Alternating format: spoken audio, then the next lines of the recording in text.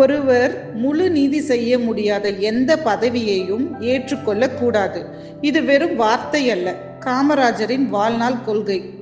இதை பற்றி டீட்டெயிலாக பார்க்கலாம். Welcome to the channel Jessie's daily drive. வாங்க வீடியோக்குள்ள போகலாம்.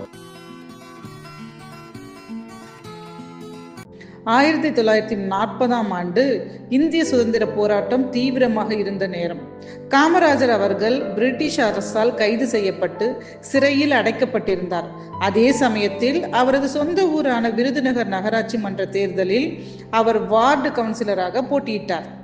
சிறையில் இருந்தபடியே மக்கள் அவரை மனப்பூர்வமாக தேர்ந்தெடுத்து வெற்றி பெற வைத்தனர். இது காமராஜர் மீது மக்கள் வைத்திருந்த நம்பிக்கையை காட்டுகிறது. சிறையிலிருந்து அவர் விடுதலை ஆன பிறகு அவர் எடுத்த முடிவு அனைவரையும் வியப்பில் ஆழ்த்தியது. நகராட்சி மன்ற தலைவர் பதவியை தக்க வைத்துக் கொள்ள அவருக்கு முழு உரிமை இருந்தது. தாம் சிறையில் இருந்ததால் ஒரு மக்கள் பிரதிநிதி செய்ய வேண்டிய அத்தனை கடமைகளையும் நகராட்சி நிர்வாக பணிகளையும் தன்னால் செய்ய முடியவில்லை என்று கருதினார். மக்கள் நம்பி அளித்த பதவிக்கு நான் முழு நீதி செய்யவில்லை, எனவே அப்பதவியில் நீடிப்பது நியாயமில்லை என்று கூறி தன் நேர்மையின் அடையாளமாக அந்த பதவியை துறந்தார். அவரது அரசியல் எளிதானதாக இருக்கவில்லை. இந்திய சுதந்திரம் என்னும் ஒற்றை இலக்கை அடைய காமராஜர் கொடுத்த விலை மிக அதிகம். பிரிட்டிஷ் ஆட்சியின் போது அவர் மொத்தம் 6 முறை கைது செய்யப்பட்டார். முதல் கைது 1930இல் வேதாரண்யம் உப்பு சத்தியாகிரகத்தில் கலந்து கொண்ட போது. மிக நீண்ட சிறை தண்டனை 1942இல் வெள்ளையனே வெளியேறு இயக்கத்தின் போது கிடைத்தது. மொத்தமாக காமராஜர் தனது வாழ்நாளில் 3000 நாட்களுக்கு மேலாக, அதாவது 8 ஆண்டுகளுக்கும் அதிகமான காலம் பிரிட்டிஷ் சிறைச்சாலையில் கழித்துள்ளார்.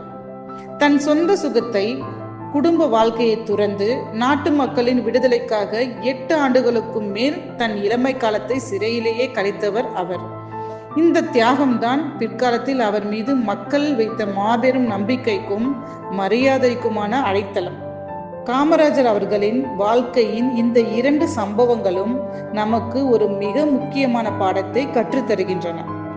பதவி என்பது அதிகாரத்திற்கோ பெயருக்கோ அல்ல, அது மக்களுக்கு சேவை செய்வதற்கான ஒரு பொறுப்பு. ஒரு வேலையை செய்ய முடியவில்லை என்றால் அந்த பொறுப்பை துறக்கும் நேர்மையும் மனத்துணிவும் அவசியமாகும். ஒரு மாபெரும் இலக்கை அடைய வேண்டும் என்றால் அதற்கு தொடர்ச்சியான அர்ப்பணிப்பும் தனிப்பட்ட தியாகமும் தேவை. 8 ஆண்டுகளுக்கும் மேலாக சிறையில் இருந்த அவரது தியாகம் இன்று நாம் அனுபவிக்கும் சுதந்திரத்தின் விலையை காட்டுகிறது. காமராஜர் காட்டிய நேர்மையையும் பொறுப்புணர்வையும் நாமும் நம் அன்றாட வாழ்க்கையிலும் செய்யும் தொழிலிலும் பின்பற்ற வேண்டும். அதுவே நாம் அவருக்கு செலுத்தும் உண்மையான மரியாதை. நாம மீண்டும் இன்னொரு வீடியோவில் சந்திக்கலாம். அதுவரைக்கும் உங்களிடமிருந்து விடைபெறுவது உங்கள் ஜெஸ்ஸி. இந்த வீடியோ பிடிச்சிருந்தால் லைக் பண்ணுங்க, ஷேர் பண்ணுங்க, சப்ஸ்கிரைப் பண்ணுங்க. நன்றி, வணக்கம்.